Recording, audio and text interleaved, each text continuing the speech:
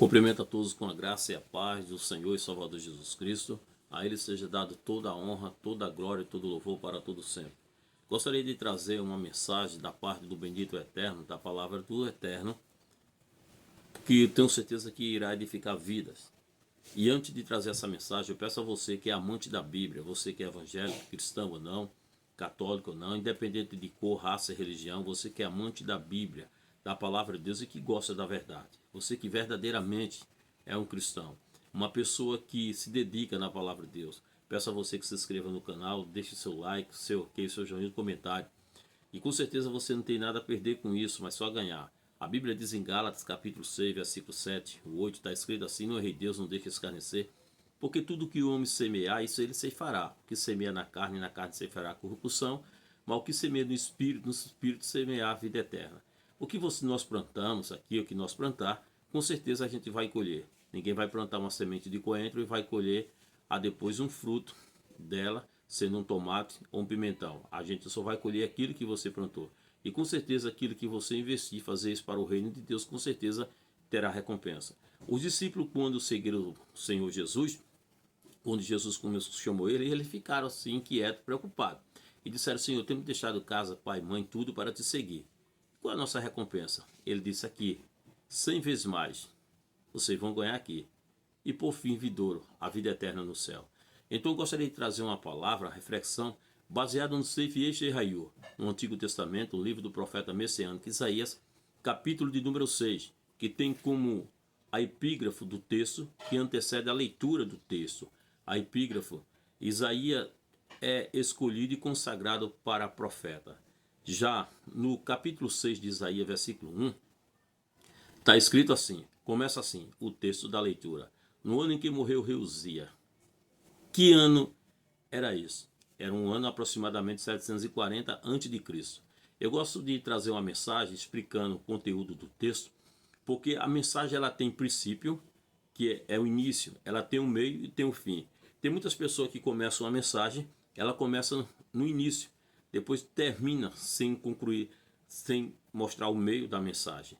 Outras já começam no início, termina no meio e não dá o fim da mensagem. Então estou explicando detalhadamente. Quando diz assim, no ano, começa assim: no ano em que morreu o rei Uzia.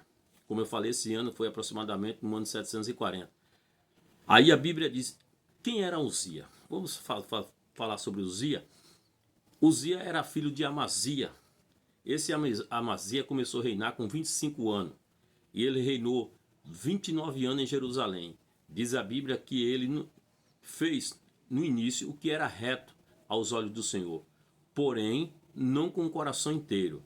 Então Deus não quer metade de ninguém. Deus quer tudo por completo, porque Deus fez o ser humano completo e ele não divide a sua glória para ninguém. Isso está registrado em livro de 2 Crônicas, capítulo de número 25, versículo 1 e o 2.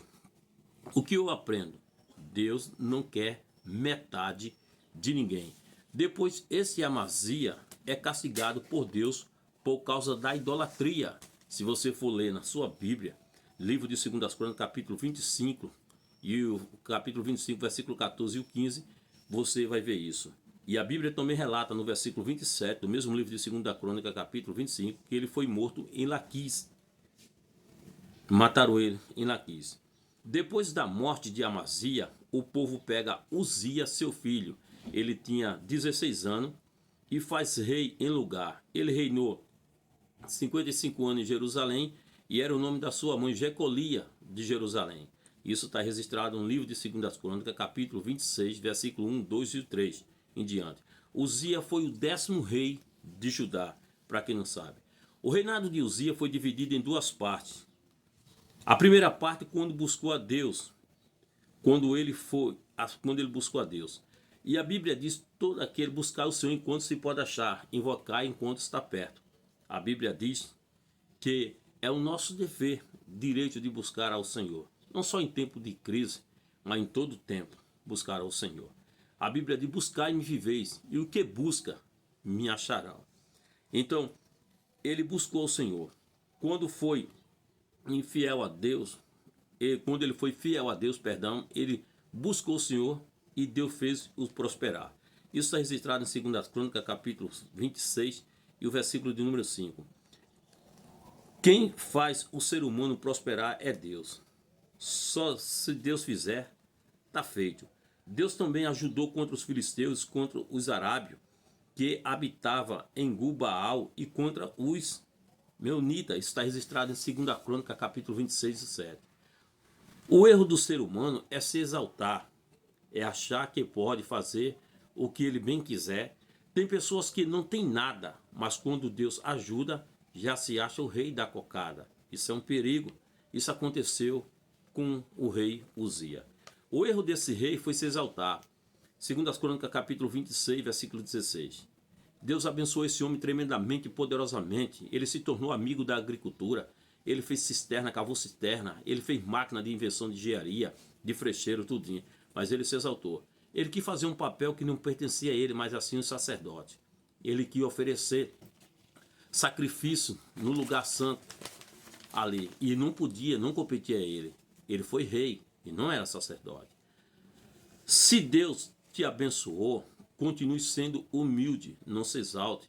Respeite as pessoas, ajude, valorize, porque a soberba procede à ruína e altivez de espírito à queda. Isso já falara o sábio Salomão, no livro de Provérbios, capítulo 16, versículo 18. Uzia morreu leproso numa casa separada, foi excluído da casa do Senhor. Isso está registrado no livro de 2 Crônicas, capítulo 26, versículo 21. Aí o profeta Isaías começa assim: no ano em que morreu o rei Uzia, ele diz: eu vi o Senhor. Então, ele entrou no templo e viu Deus. O que você tem visto? O que eu tenho visto dentro do templo? Quem você vê dentro do templo? Quem prega bem? Quem louva bem? Quem está vestido bem? Quem você tem visto? Erro, defeito, pecado, falha de alguém? Isaías diz: no ano em que morreu o rei Uzia, eu vi o Senhor. Ele não foi olhar para o pastor, ele não foi olhar para o sacerdote, ele viu o Senhor. Veja, o reino de Uzia passou, mas o reino do Senhor é para sempre. Veja, o rei Uzia morreu, mas o rei dos reis está vivo para todo sempre. A experiência que Isaías teve com Deus, ele viu o Senhor. Outro homem de Deus tiveram experiência com Deus. Moisés viu um anjo do Senhor em uma chama de fogo no meio de uma sarça e olhou, e eis que a sarça ardia em fogo e a sarça não se consumia. Isso está registrado no Sefer Shemot, livro do Êxodo, capítulo número 3 e o versículo de número 2. Abraão também teve uma experiência com Deus quando levou seu filho para oferecer em sacrifício no Monte Moriá, quando o anjo bradou e diz: Abraão, Abraão, não estenda a mão sobre o moço, não lhe faça nada, porque agora sei que tu teme a Deus, não negaste teu filho, teu único filho. E diz a palavra do bendito eterno que Abraão, quando olhou para o lado, viu um carneiro que estava preso pelos matos na ponta. Abraão pegou o carneiro e ofereceu um lugar do sacrifício de seu filho Isaque. Jacó também ele teve uma experiência com Deus. Quando fugia do seu irmão Esaú, ele teve uma experiência no sonho. Ele vê uma escada, diz a palavra do bendito eterno, que era posta na terra e cujo topo tocava no céu, e eis que anjo de Deus subia e descia por ela, e eis que o Senhor estava em cima dela. Isso está registrado no Bereshit, livro do Gênesis, capítulo 28, versículo 12 e o 13 em diante. Então, grande homem de Deus tiver experiência com o Senhor. Isaías viu o Senhor assentado sobre um alto e sublime trono. A Bíblia diz no Terrilim, livro do Salmo 103, verso 19, o salmista diz que o Senhor tem estabelecido o seu trono no céu e o seu reino domina sobre tudo. Ele diz que o seu quinto, Isaías diz que o seu quinto ou seu manto enchia o templo. Versículo 2, e o serafim estava acima dele, cada um tinha 6 asas, com 2 cobria o rosto, com 2 cobria os pés e com 2 voava. Mesmo sendo seres celestiais, não podia contemplar a face do Senhor. Cobria com 2, ele cobria o rosto, com 2 asas cobria os pés e com 2 ele voava. E dizia um para o outro: Santo, Santo, Santo é o Senhor dos exércitos, e toda a terra está cheia de sua glória. Deus é santo e nele não há iniquidade. O clamor dos serafins fizeram com que os umbrais da porta se moveram e a casa se encheu de fumaça. Quando o profeta viu isso, reconheceu seu pecado, reconheceu sua impureza, reconheceu sua fragilidade, sua palavra. Ele viu que era impura, diferente de alguns que só vê defeito nos outros, falha nos outros, pecado nos outros. Nele, ele não vê nada. Isaías foi diferente. Isaías diz: ai de mim, que vou perecendo, porque eu sou um homem de lábios impuros e habito no meio de um povo de impuros lábios. Isso foi o que Isaías disse. Isaías muda a palavra. Agora, antes ele dizia com os outros, no capítulo 5, versículo 8, diz a palavra do bendito eterno que Isaías diz isso. Faço questão de ler para vocês. Ele só via defeito nos outros. É que muitas pessoas só vê defeito nos outros. Ele não consegue olhar para ele mesmo e olhar, ver os defeitos nele. Aí ele começa a apontar os erros de um e os erros de outro. No capítulo 5 do livro do profeta messiânico Isaías, versículo 8, ele diz assim, olha o que Isaías diz: ai dos que ajunta casa, reúnes a herdade, até que não haja mais lugar e fique com únicos moradores no meio da terra. Isso era o que ele dizia. No versículo de número 11, também Isaías diz: ai dos que se levanta pela manhã e segue a bebedice, e demora até a noite, até que o vinho esquenta. No versículo de número 18, ele continua ainda dizendo: ai dos que puxa pela iniquidade, com corda de vaidade, pelo pecado, como se fosse corda de carro. No versículo 21, ele também continua: ai dos que são poderosos para beber vinho e homens forçosos para misturar bebida forte. No versículo 22, ele também continua ainda, dizendo, o versículo 23, ai dos que justifica o ímpio, por presente ao justo nega a justiça. Mas quando ele teve uma experiência com Deus, ele não olhou os defeitos dos outros. Qual é a sua experiência que você tem com Deus? Ele disse, ai de mim. Ele disse, foi o que ele disse, ai de mim. Ele não quis saber dizer mais ai dos outros. Ele disse, ai de mim, que eu vou perecendo, que eu sou um homem de lábios impuros e habito no meio de um povo impuro também. Ele diz, ai de mim, porque muitas pessoas só conseguem ver os erros dos outros, as falhas dos outros, quando os outros erram, quando os outros pecam. E será que nós não erramos? Será que você nunca errou na vida? Será que você não falha?